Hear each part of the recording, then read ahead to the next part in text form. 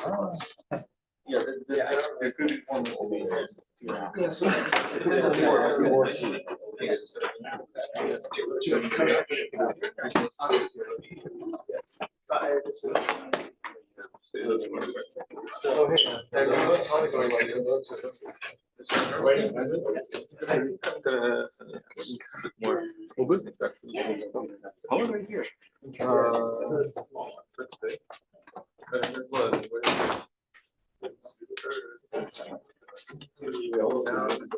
Only the United States. Well, that's true, but that will take a bit longer.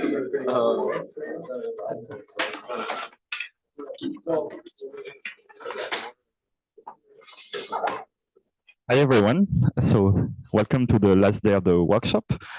So it's my pleasure to introduce Jingfeng from Berkeley, who will talk about logistic regression and early stopping. Thanks everyone for coming for staying until the last day. I'm gonna talk about gradient descent for logistic regression, the benefits of early stopping, and feel free to interrupt whenever you have a question. So I'm gonna quickly set up my problem. I have a binary classification dataset with n samples. Y is binary from plus minus 1. X is a d-dimensional feature vector. I'm considering logistic loss with a linear model. So L hat is my empirical risk. So it's a very clean setup. So what's special about this problem is I'm gonna work in the high dimensional regime where the number of parameters is much more than my sample size. So this setting is it's interesting because in this case with high probability, the data set is linearly separable. What's wrong with linearly separable is that now suddenly the empirical risk minimizer does not exist.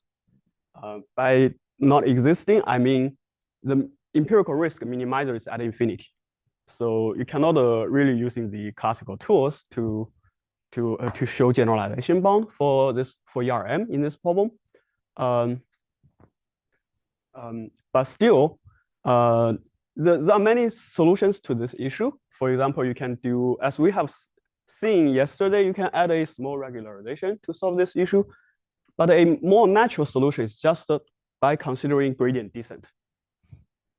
Anyway, even if you want to get a ERM, you need some algorithm to solve it. So gradient descent is just a natural choice. And GD is a fixed procedure.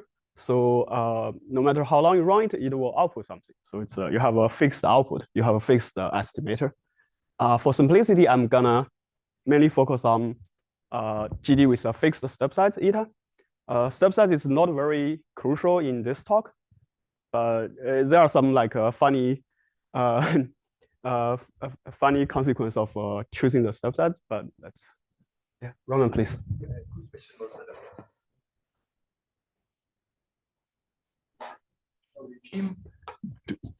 So first, what's the relation between xi and yi? Do you assume some linear or generalized linear model or something like this? And second, if you do have high dimensionality, then there's a lot of solutions, and maybe correct. Do you assume any structural assumptions on X? Yeah, good question. So Roman's question is there any structural assumptions on X? Yes, there will be assumptions on X and Y. It will be like a simple and natural assumptions. I will show you in a few slides. And Roman's second question is there are many solutions. So that's a very good point. So that's why I'm considering GD. So with a fixed initialization, you always have a fixed output. And the relation between xi and yi's, is there a linear relation or generalized linear model? Right, it will be a generalized linear model. It will be given by the most natural thing in the world. Yeah. Thank you. Yeah, for now, let's just think about X and Y are drawn from some joint distribution with some density function. So it's almost surely in the high dimensional setting, it's linearly separable. Okay, that's all we need to know so far. Okay. Okay, so we're gonna we're gonna think about we're gonna look at the output of gradient descent in this problem. So let's quickly review what we know so far about this estimator. So many of the audience in the room has worked on this problem. So and a lot of results are indeed from their work. Remember, our data set is linearly separable, so we can talk about the direction that gives you the maximum margin where you separate the data. Okay, and the line of work has shown that if you keep running GD until the very end, and then although GD diverges to infinity in norm, the GD iterates converges in direction to the one that maximizes your L2 margin. So this is called the implicit bias of gradient descent for logistic regression. I would rather call it the asymptotic implicit bias of GD. This result was developed by Nati, work by Nati and Matus, and my own work also contributed to this line, where in the joint work with Jason, we show this this happens also for GD with a larger step size. So although DRM does not exist, but it's mainly because the norm goes to infinity. You can still talk about the direction. You can still talk about the direction of GD. And the direction seems to be very natural. It converges to the one that gives you the maximum margin. So is this margin maximization the full story?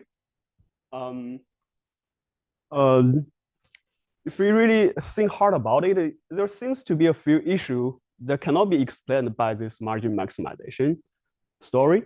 So there are a couple of issues I listed here, but there are more if you think about it. So the first issue is really about the divergent norm. Okay, if your matrix is insensitive to the norm, that's fine. For example, 0, 1 error is insensitive to the norm. That seems to okay. I only need to care about the direction of my estimator. However, for other matrices, such that the logistic risk or calibration, other matrix, it seems the divergent of norm, it feels like might not be a good thing to have. And second, the max margin direction feels actually unstable instead of stable. This is a little bit, might sound a little bit counterintuitive, but let me elaborate a little bit. So max margin direction, it's robust in the sense that if you make a small perturbation in the parameter space, the estimator can still classify the training set correctly. However, it's not stable as a function of the training set. Let's say you make an IID copy of your training set. You look at the max margin of data set 1 and data set 2. It's not very clear whether these two directions will be close or not. So in that sense, max margin is unstable as a function of the training set. And certainly, if all you care about is a good margin, why should we all use logistic loss instead of hinge loss or SVM? Why shouldn't we do SVM on top of whatever deep networks you have? It seems to be, I don't know, it feels like unnatural. If you really care about the margin, there are some more direct ways to have a margin property. So there are something is missing. Something cannot be explained by purely margin. And most importantly, the key issue is really about the running time. Okay. I told you asymptotically, GD converges to the direction that maximizes margin, but I haven't told you the convergence rate. Actually, in the practical reasonable setup, the convergence rate is really slow. The direction converges only in the sub 1/log rate. So in real life, you need to really wait an exponentially long time to see some alignment. Please. Yeah, I don't understand the second point. I don't understand the second point. If you generate another IID copy of the data, right, if the data is not sufficient to determine the true direction correctly, why shouldn't you get two different estimators? Why shouldn't you said if I generate again a data set, a training data set from scratch, then I will get a different max margin direction. Yeah. Why is that surprising? Perhaps there is no way to determine the ground truth, right? So you will get two different directions. I don't see the problem with that. The instability point. Okay, so it's not a rigorous argument. Just it's not a rigorous. Your question is why instability is a bad thing. That's your question. Right. The way you described it, the instability phenomenon, seems to be what should happen, right? It should happen for max margin direction. But it should happen for any estimator. If D is larger than n. Yeah, for example, if you look at the mean direction, that's more stable than the max margin direction. If D is larger than n, I don't think so. You didn't impose any structural assumptions. Yeah. Okay. Probably the issue is I haven't told you the assumption I'm gonna make. Okay. So that will be clear once I told you the assumption, the structural assumption I'm making. So he'll give another setting. He'll give a setting where max margin is bad and the natural estimator is good, but then we can revisit whether the setting is good or not. Without assumptions, just D greater than n. It'll have some conditions on. It's like without any like assumption, it's like this is too vague. Let's ignore the second point. Underdetermined, right? So this system is underdetermined, so there's a lot of. Correct. Yeah. Good point. I'm just not sure about the last 2 points because evidence seems to be that the logistic loss is the best way to find the max margin direction, not the hinge loss. Why you say so? Because you can design subset scheduler to do everything, like the convergence rates. Right. I was talking about in practice setup. If you do that, there will be numerical issues. With numerical issues to hinge or numerical issues to logistic. Like if you use like a crazily increasing step size. No, because like Adam, for instance, automatically does that step size via the normalization. So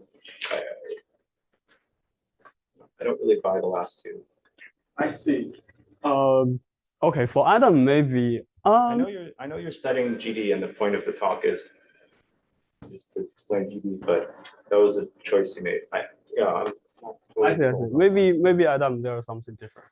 I see. Your talk, you mentioned you have a better. Even my talk. There was prior work too that pointed out this normalization of Adam.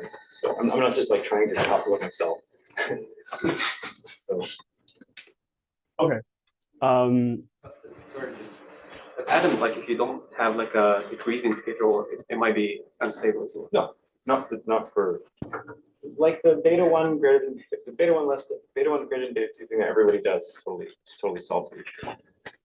Okay, so you mean for linear regression, for a logistic regression? Yeah, let me just combine all the threads. So first of all, I understand what you're doing. I'm just being super pedantic that there are. That's why we have all this together, right? There are audiences that might not like. I like what you're doing. Just there might be audiences that don't like what you're doing for the following reason that we know, for instance, we can get one over t rates. Yeah. We can get 1 over t rate here in the margin. What Jingfeng is referring to is GD, which is exponentially increasing step size that, or the 1 over t squared, which is like the crazy thing. Right. But what I'm saying is that any sort of normalization, with standard beta 1, beta 2 choices for Adam will do it. So, and you observe this, like Adam does find its margin direction very fast. So I'm not totally sold on the last two. Okay. I think, it's a valid point. For GD, it's slow, but for other algorithms, it could be.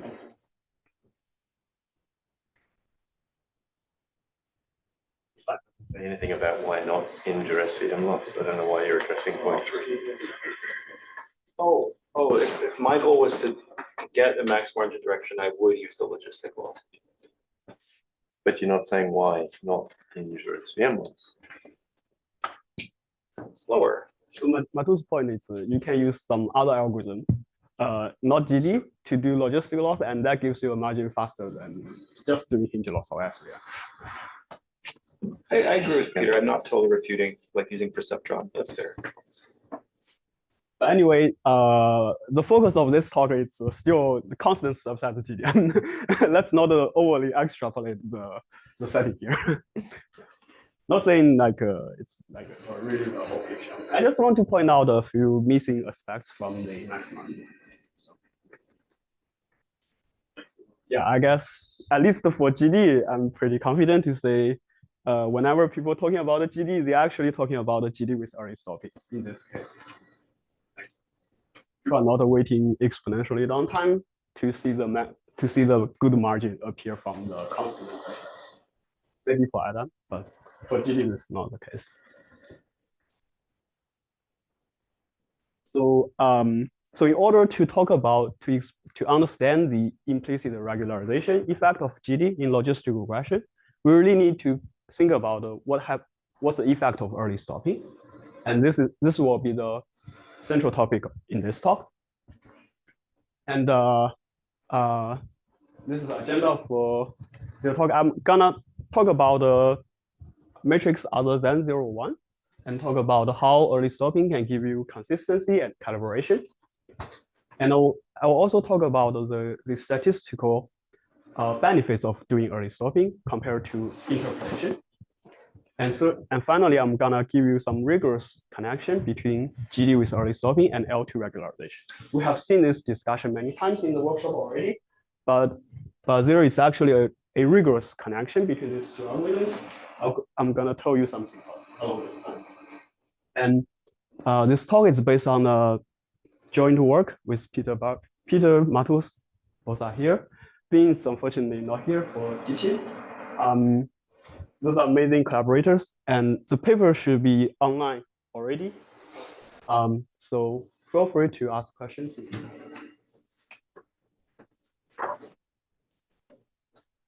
So let me quickly introduce the matrix I'm gonna considering. First, of course, I'm gonna consider logistic loss. Here, it's I will have a distributional assumption on the joint distribution of X and Y. And all the expectations here are taken with respect to the joint distribution of X and Y. And logistic loss and 0, 1 loss is just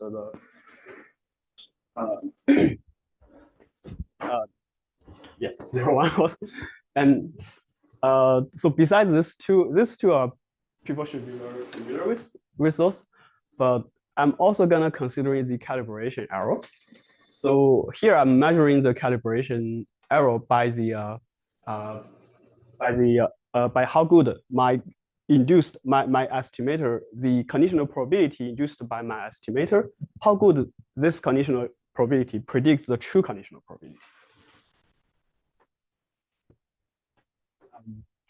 So I will say an estimator is consistent in logistic if the logistic loss, if the logistic risk of the estimator converges to the base logistic risk asymptotically.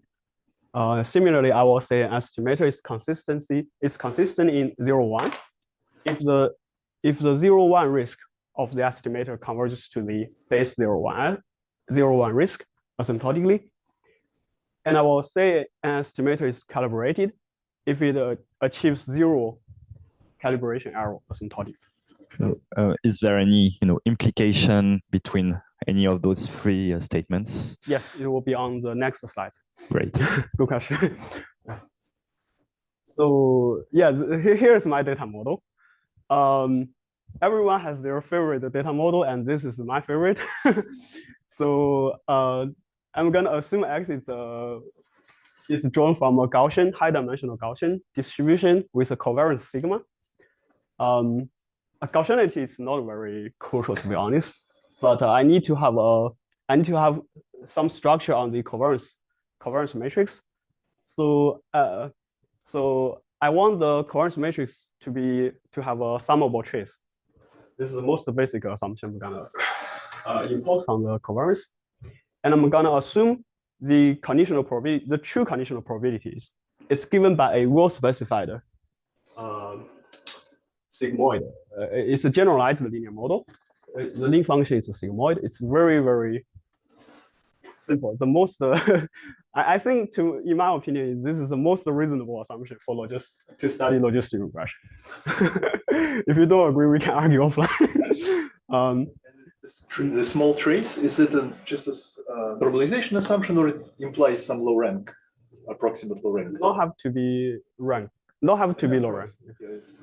Is it implying a structural assumption, or is it just a normalization? You can think about it as normalization. Just to say your data has a finite norm, finite L2 norm. Okay, so that's just scaling, right? Yeah, it's just scaling. No, but it is because, for instance, if you take IID coordinates, it will not satisfy. Yeah, that's what I'm asking. Yeah. So it is Lorentz. So it's But they are scaled. ID coordinates. No, it's not scale. I mean, the sum of the eigenvalues is one. Some of again. Why do you think they're ID? I mean, I'm sorry, why do you think they're ID? Suppose we have IID coordinates. Sigma is just a scaling of identity. Right. That's a valid example. Yeah, sigma identity will not satisfy this, right? so Roman, what you said, you can, if the dimension is finite, you can normalize it to say. Scale all the eigenvalues. Okay. Oh yeah. But So then that's we right. will get the dimension constants, right? Correct. Yeah. Yeah. So yeah, if the dimension is finite, it's fine. You can normalize it. Wait, so I'm a bit confused, but should I take these ones seriously? Because if Yeah. I am in high dimension and these are really one, Yeah. then x prime xw is 0. I mean, like the question is really, do you only think this is one, or are they going to be some complexity parameter that then you'll tell us about? The bound in the paper will show you the dependence on the trace. But in the talk, I'm gonna we should treat it as one. The dependence is only polynomial, never exponential. No, that's fine, but there's still a difference in one, because my problem, which I know, maybe if I really take it as one, yeah, then x transpose W in particular is always less than one, and it's going to be much less than one. Wait. Why is that true? Wait. Why is it? Because That's a sigma norm on W. Wait. Oh, sigma norm. I see. Because W is aligned with sigma. Okay. So yeah.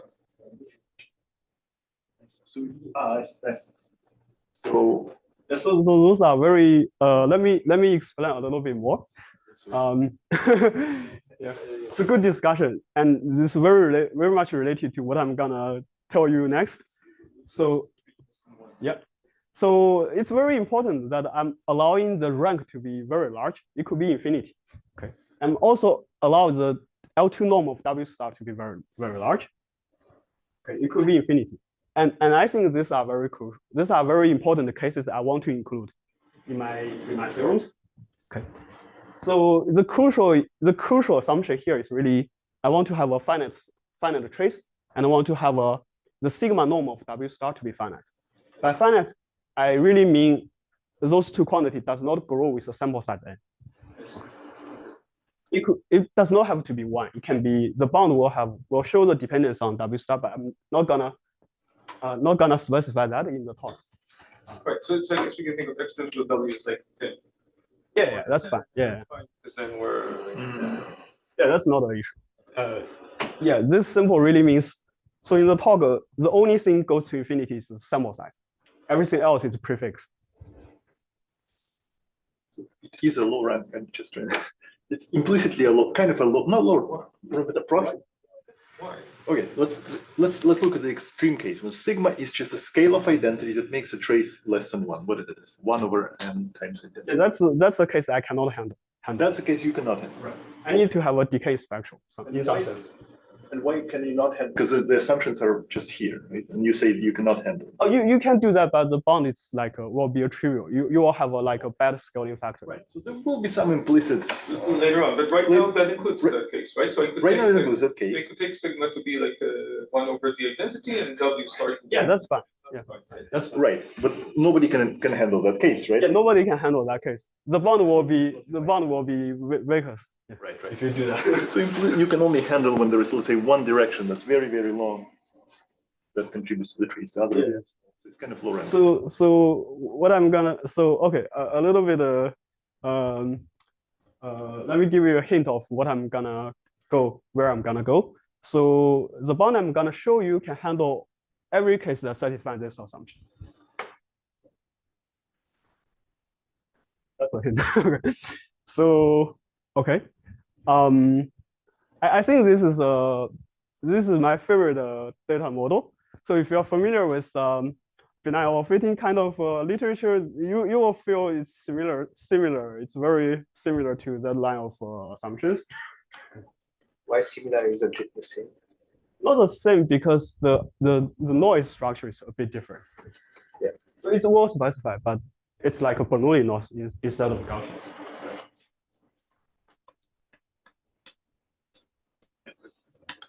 So a few quick corollary to answer Pierre's question earlier. So quick facts and very also simple facts. So the true parameter W star minimizes all of those losses. There are other minimizers, but at least the W star is one of them. And second important thing is like the logistic loss, the excess logistical risk controls the calibration error, which also controls the excess 0-1 risk. So that means if an estimator is consistent in logistic risk, it's automatically calibrated in this data model, which also means it's consistent in 0-1. And finally, most importantly, related to Nati's question earlier on, so this model is really noisy. Okay, we have a constant level of noise. The base risk is it's bounded away from 0. So that means our model contains a constant level of noise. So with a constant level of noise, there is a risk of overfitting if you really interpolate the data.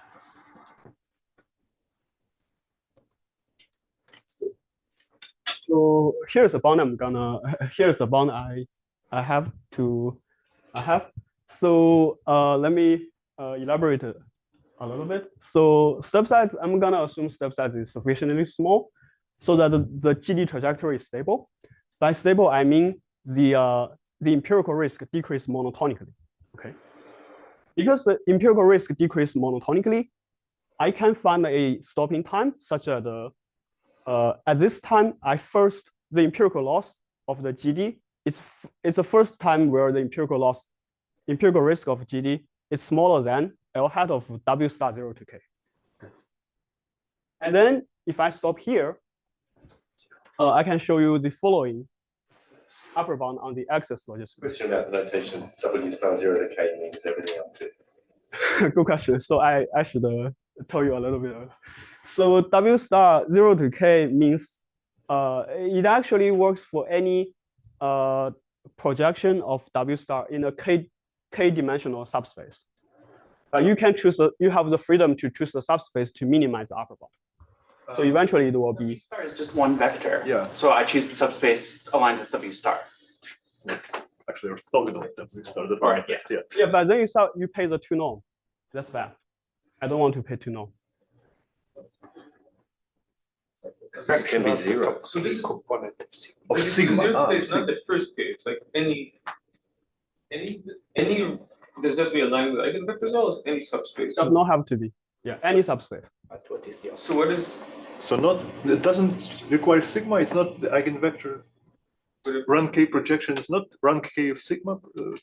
So just a k-dimensional. You put a projection on W star. That projection is run K. Any subspace. Any subspace. I don't understand how crazy. I mean, is it just saying I can decompose W into 2 components? Because I mean, if I'm just taking W, yeah, I'm a bit confused about where does the subspace at all come in? I mean, I understand that. Yeah, I will tell you a little bit. W star K infinity or and there's orthogonal decomposition of W star.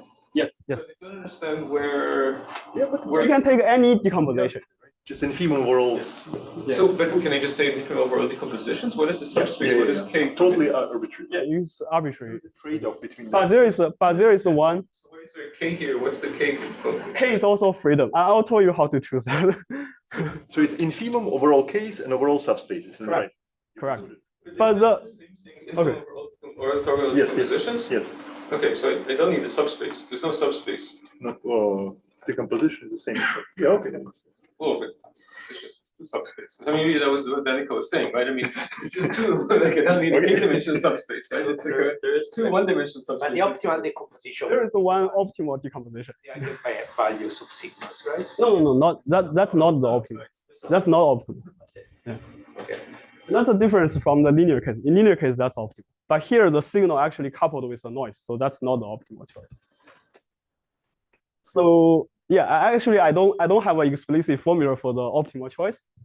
Oh, I have, but I'm not sure if that's optimal for GD. It's really optimal for this upper bound, but I'm not sure how how sharp is this upper bound. But it's optimal for the upper bound. Yes, there's optimal choice for the upper bound. That's not sigma, but so what really happens is you look at the W star in the coordinate system of sigma, and then you rank the coordinate of sigma half times W star. Choose the largest K. That makes sense by the inequality. Correct. Yeah. So how do we make sense of this upper bound? So let me elaborate a little bit more. So first, know that n goes to infinity, sample size go to infinity. So I'm gonna choose a k that increases with sample size, while still maintain the first term to be small o of 1 in terms of sample size. Okay. When I do this, the second term is automatically small o of 1 because W star sigma normal is finite. It's summable. So the second term is a residual where you remove the largest K coordinates. So second term has to be small o of 1. When I do this too, the left-hand side is small o of 1 automatically. Okay. So that means for any such logistic regression instance with a finite trace, finite sigma normal of W star, I can always choose a stopping time such that the early stop the GD is consistent in logistic. Okay. The caveat is that this decomposition parameter K is a function of the sample size. That means the stopping time is also a function of the sample size, and it also requires oracle knowledge of W star. So it's not this is not a practical algorithm, but if an oracle is tuning my early stopping time, I can achieve this. That doesn't seem quite reasonable. You can stop using validation or something, right? Yeah, you can do validation. Yeah. So yeah, the goal here is not to argue about a practical algorithm. Just show by early stopping you can achieve more than max margin.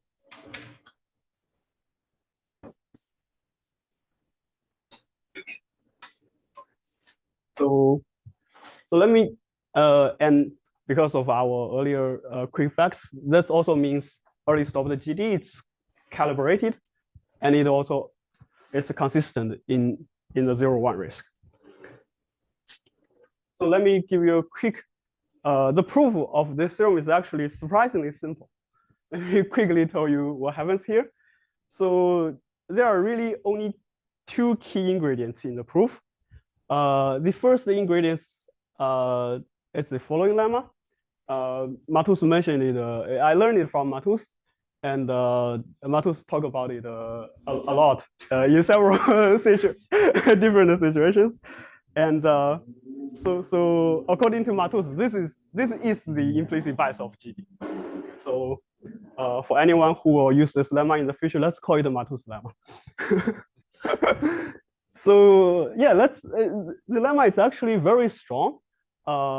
It's also kind of weak. I will tell you the caveat here. So the lemma works for any convex and smooth loss. Okay, and if you choose a small step size such that the loss decreases monotonically, you have this inequality. So the inequality is also very general. It allows you to use any comparator U. It allows you to use any stopping time T. So basically, because the sum of these two terms are smaller than sum of these two terms, you either have a small loss or you have a small norm. You must have one of these two, according to the inequality. Okay. So let me show you how to use this lemma. I will pick U is a comparator I'm gonna decide later, but for this comparator, I'm choosing a stopping time where the empirical loss is first smaller than this the empirical risk of that comparator, and then I have simultaneously I have a control over the empirical risk of my GD, early stop the GD, and I also have a control over the norm of my early stop the GD. Okay, and these two control are using some comparator U. I have the freedom to choose any U here, and I'm gonna choose one to optimize my upper bound. Okay. The first inequality is by the choice of the early stopping time. Okay. And second choice is by applying Malthus lemma for t-1. Because my empirical risk at t-1 is larger than u, so my norm has to be smaller than. So the remaining idea is really to use to choose a good comparator u and use local some classical tools we have, Rademacher complexity, or if you want to do this more carefully, you can do local Rademacher complexity. So yeah, but to be honest, you can get the upper bound I showed you earlier using this idea. But to be honest, there are many places not sharp. For example, Malthus lemma is not sharp. Although it gives you a control over the norm, the control is really weak. It only gives you a relative control. So for instance, if you think about the linear regression, and in the strongly convex case, you can have a much stronger, much tighter characterization on the parameter norm. But here it only tells you a relative norm. So it's and Rademacher complexity it won't give you a sharp tool in the high dimensional regime either. You can verify that by applying the Rademacher complexity in linear regression. That won't give you the correct effective dimension. But yeah, there are many loose places. It's unclear how to improve. But still, those two already give you some good understanding about the effect of early stopping.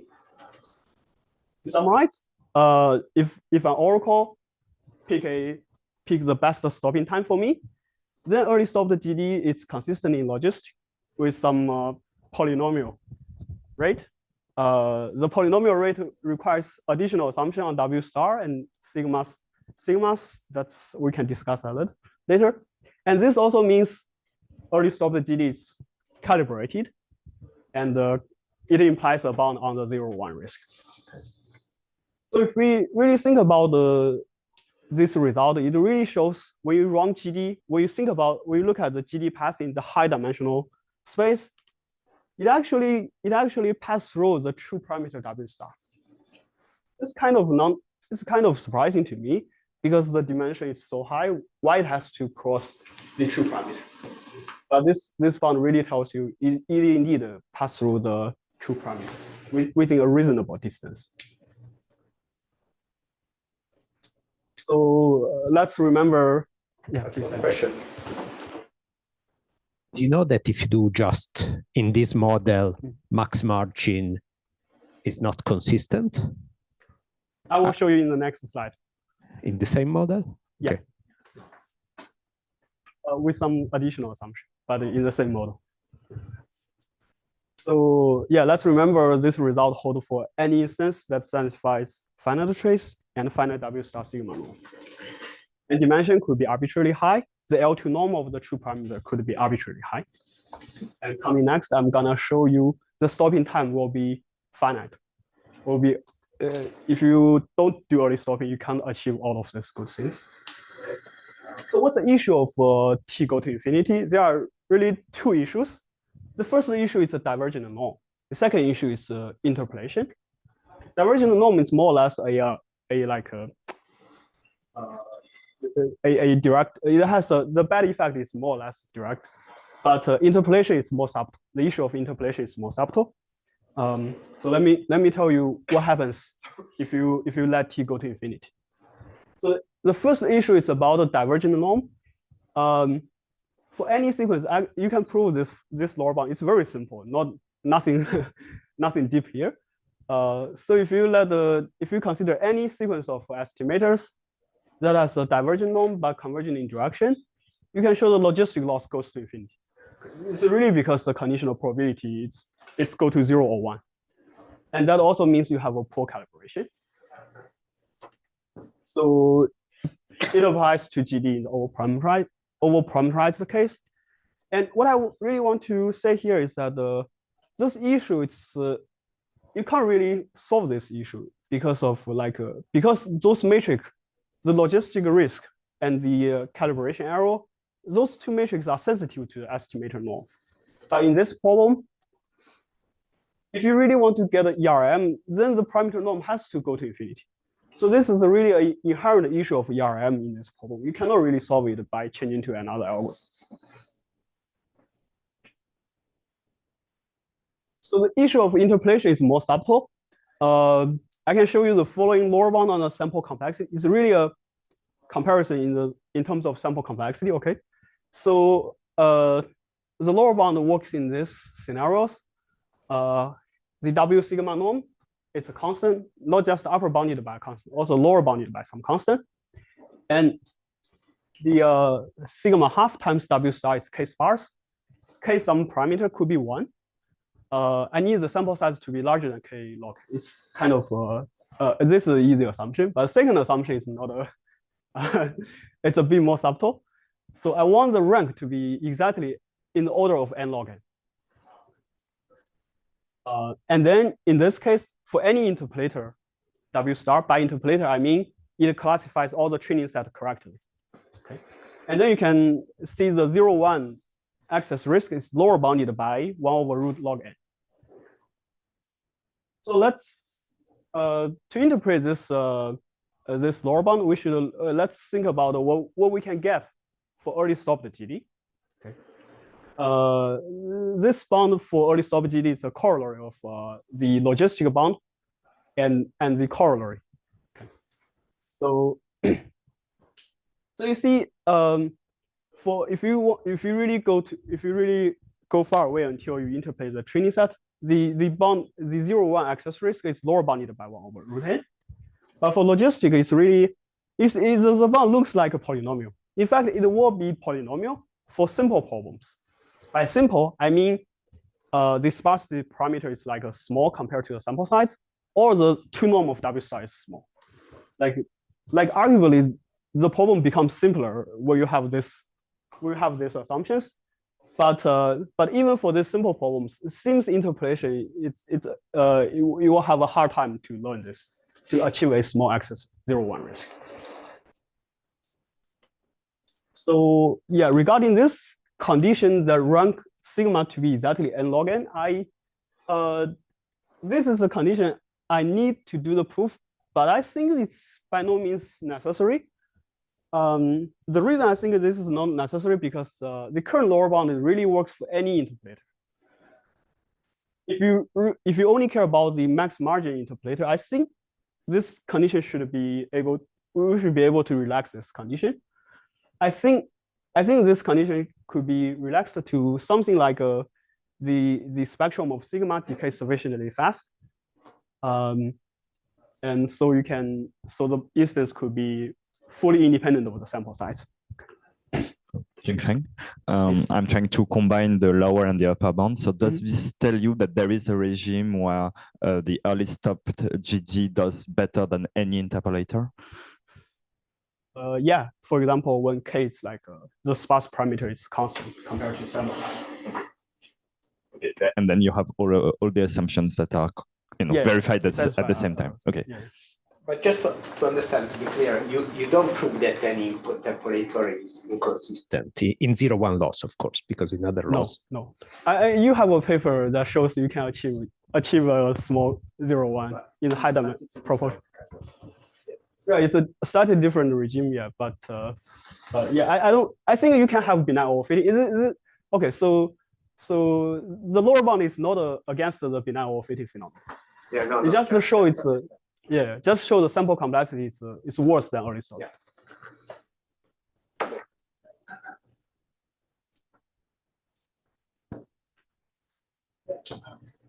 Okay. So let me summarize what we have so far. So for early stopping, it's always consistent in logistic, but if you go to asymptotic, it's always not consistent in logistic. And early stop GD is always calibrated, while asymptotic GD is always not calibrated. There exists a class of natural problems where early stop GD has a polynomial rate in terms of 0, 1 risk, but asymptotic GD has to pay exponential sample complexity to achieve a small 0, 1 access risk. So let's go back to our picture again.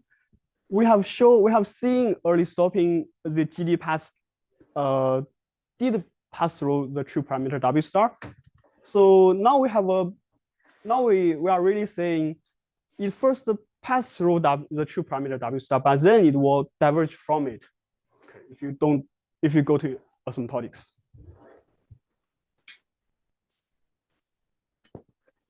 So quick assumption, I think we should skip this part. So the final something I want to tell you is the connection between early stop GD and L2 regularization. Okay.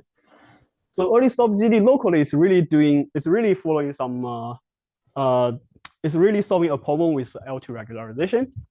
But I will make this more rigorous. I will tell you some like a rigorous connection between the GD path and the regularization path. Note that here I'm putting the regularization parameter in the denominator to be consistent with the time t. So when time t go to infinity, it corresponds to lambda go to infinity also, just to be consistent. So it's very clear from the proof ideas I told you, the whatever I have shown for GD, it also works for the regularization path. So there's no doubt about that. You can achieve the same thing for if you do L2 regularization to GD. The issue is like the same looseness is also carries over to there, so it's unclear how sharp is the bound.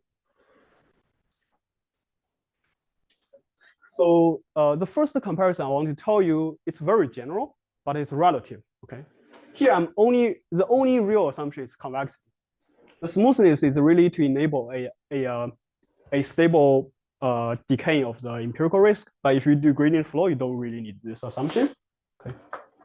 So for any convex objective, if you do gradient descent, and if you do L2 regularization on this problem, you can show this relative bond between these two paths. Okay. To be more precise, the theorem shows whenever for any stopping time t, I can choose a regularization parameter as a function of the time t, such that these two passes has an angle no larger than 45 degrees, and the norm is within a constant factor of each other. Okay. So if I look at my optimization path here, I can draw a ball, and I can say the regularization path must be within this ball. It cannot be very far away from it. So it's not that precise, but it's actually quite powerful. Here, the objective only needs to be convex. It may be non-strongly convex. It can not even be strictly convex. And the minimizer of L hat does not have to be finite. It can be infinity. So you can apply it in the logistic regression case. And what's more important is really saying, if you have a theory for L2 regularization, and if the theory only uses the norm property of the estimator, the theory automatically can be converted to something for early stop the GD. Like the theory I have for GD, it automatically convert to something for L2 regularization. But I'm not sure if the theory only uses the norm, how tight it will be.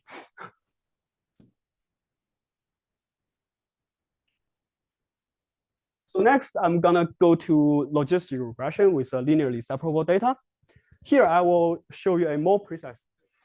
How generic is this statement? Is it specific for logistic regression, or here any convex function?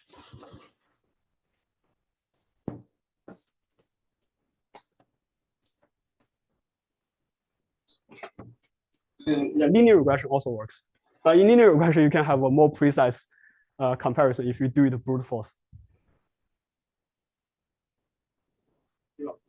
Can you just say what you mean by if it only uses norm? So you mean if I can prove a generalization bound for L2 regularization, and in that bound I only use norm? What does that mean exactly? Like for example, when you do Rademacher complexity for linear function class, what you really need to know is the norm of the hypothesis class. And if you do that, you can say the same thing for GD. I see. Cannot you say then for any output that returns an output? But the risk might not be. I see.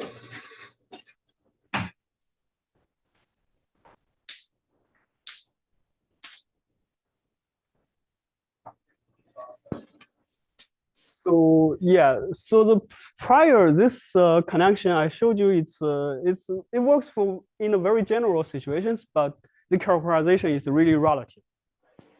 It's like not very precise. So specifically for logistic regression with linearly separable data, I can tell you something more precise for these two passes. It's actually quite, when I first think about this problem, it actually, I thought I can prove this theorem for all cases, but actually I need an assumption. The assumption is I need the support vector to be in the general position that covers the full data, the subspace of the data.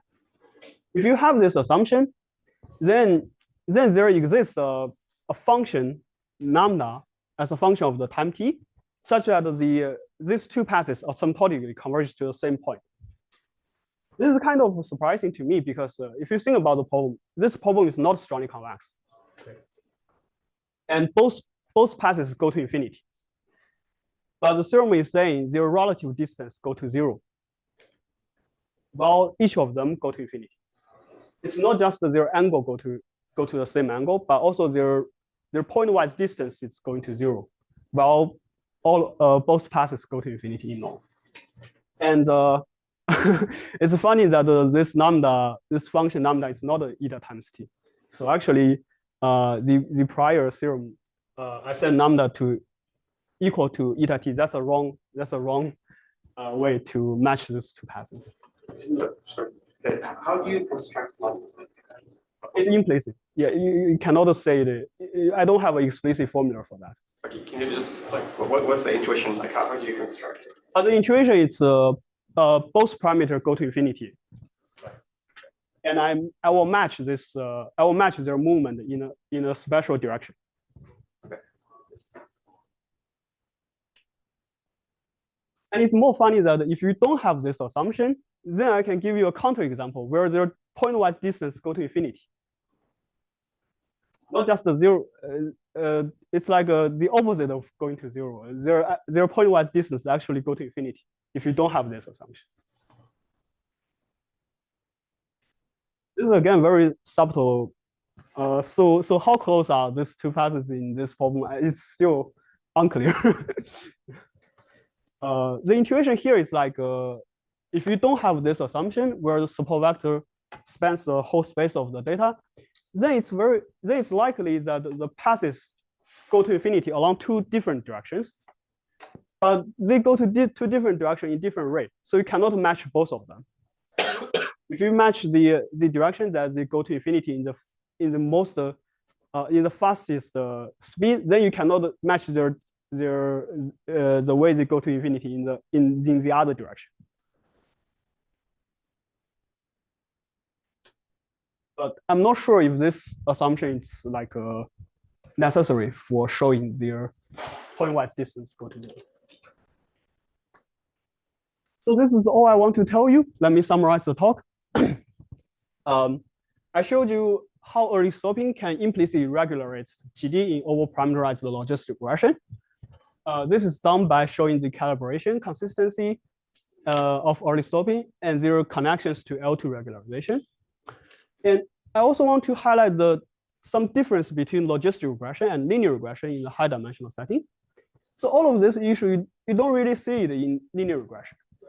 In linear regression, all you have is a square loss, and you don't have this issue of calibration, logistic loss, 0, 1 loss. So, and that's a high level difference. And technically, in linear regression, you can brute force the path of GD. That gives you huge benefits of when you analyze the GD path. But in logistic regression, it seems we don't have such a powerful tool to analyze the path of GD. I told you some idea of how to do that using Matus lemma and the Rademacher, but I don't believe those tools are actually sharp in any sense. So how to improve the bound for early stop GD for logistic regression, I still don't know. Yeah, and that's all I want to tell you.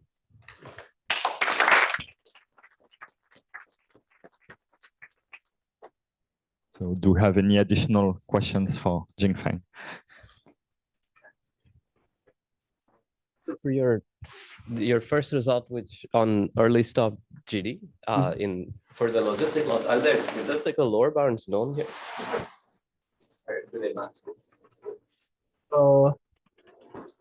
Right, that's okay.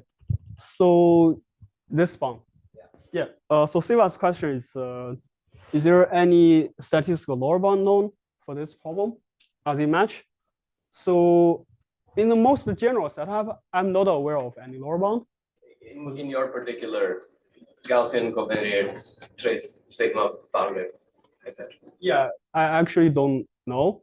In the high dimensional, like when the rank of sigma is very large, I don't know. But in the finite dimensional case, yes, the lower bound should be d over n. And unfortunately, this upper bound does not match it in that case.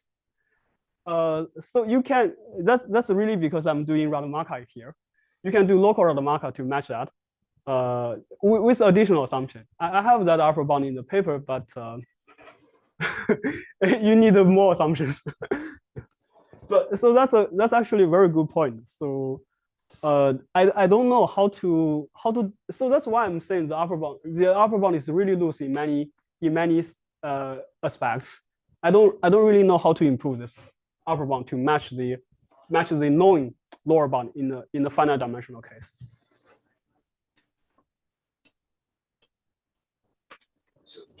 Sorry, I'm unpacking kind of stuff. Like, yeah, so just listening. Can we see here? So your analysis was actually through the norm in some sense. So, do you think there's an advantage here of early stopping versus regularization, or like your bound doesn't show it, but the bound doesn't show it. But do you think that there is actually a difference here? I don't know. I mean, even in linear regression, it's not fully clear. I'm sorry? Even in linear regression, it's not fully clear whether early stopping is better than L2 or not. Right, but here, as you pointed out, the situation could be actually different.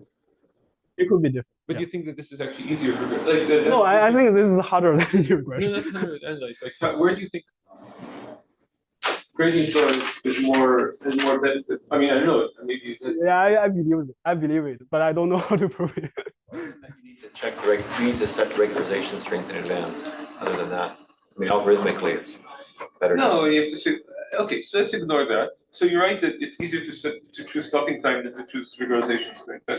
But suppose otherwise I can do that. I mean, you're saying that because you think that they both will behave the same, or you think that it's not the same. What? Yeah, it's not the same. Yeah. The contraction, like the way they bend the path is different. Right. I don't know which one is better, but if I gonna bet, I will bet on GD. On which one? On early stop. Early stop GD. Why? Because I like GD. Oh yeah. So I mean, in linear regression, in some cases you can show ridge is space optimal, right? In that case, GD cannot be better than ridge. Okay, it's just saying. There's a and then, so in weak to strong, what Marco talked about yesterday, I guess. Yeah. So there is actually an advantage for gradient flow over gradients. Oh, gradient flow. Sorry, for early stopping over ridge. Yeah, I can. Yeah, like you can cook up instances where GD is better than ridge, and you can also cook up some instance where ridge is better than GD. In linear regression, I know how to do that. Right. I don't know how to do that in logistic regression. So I don't know how general those results are. Perhaps let's. Oh, okay. One last question. Short one, maybe more like an open problem, just inspired by what Nati was saying. So in practice, people do like this. Forever, people like to set a very small L2 regularization, like a weight decay. It went away for a while, now it's back actually with Atom, it's Atom W. So people use a small weight decay. I've never understood what that weight decay is. It's not statistically justified. It doesn't, if you plug it into any bound, it's not small enough to make the bound work. So there's like a small benefit to like some tiny, super tiny regularization in practice, but it might just be like numerical. I don't know if anyone like, it's always made me sad. I'm just throwing it out there as an open problem. What is the L2 regularization that's chosen in practice? Like why, I mean, if I'm trying to translate, so you're saying that why is it that gradient flow, if we just rely on early stopping, that's not good enough. But if we have early stopping and a tiny bit of regularization, then that's great. That's kind of what you're saying. Yeah, and in particular, so tiny that if you grind through like a Rademacher bound, like the norm that this induces, it's not good enough. I mean, I don't think of the bound regression, but if I only had that amount of regularization, IOP is useless as not having no regularization at all. But if I only have early stopping, I'd run into problem. But if I have early stopping plus this like tiny regularization, then suddenly things are great. That's kind of what. Yeah. I mean, you read the Llama paper, they use atom W. They definitely. But couldn't be because the step size is very large, so a tiny bit of regularization. That's the reason I'd be happy. I mean, I'm just saying that agree. there is so much mess. I wish I knew. The thing is that I don't know, is it important in the early stages or in the late? So one question which I really don't know, and that's actually something you can study empirically. Is it important in the early stages or in the later stages? Like, is it the case that if I use that regularization in the beginning, but then like Phelan will be fine, or the other way around, that is actually important only in the late stages? Because for these reasons, it's more like in the late stages, but I suspect that actually empirically it's important in the early stages, so that's why I'm kind of No problem. It's a process that's scientific.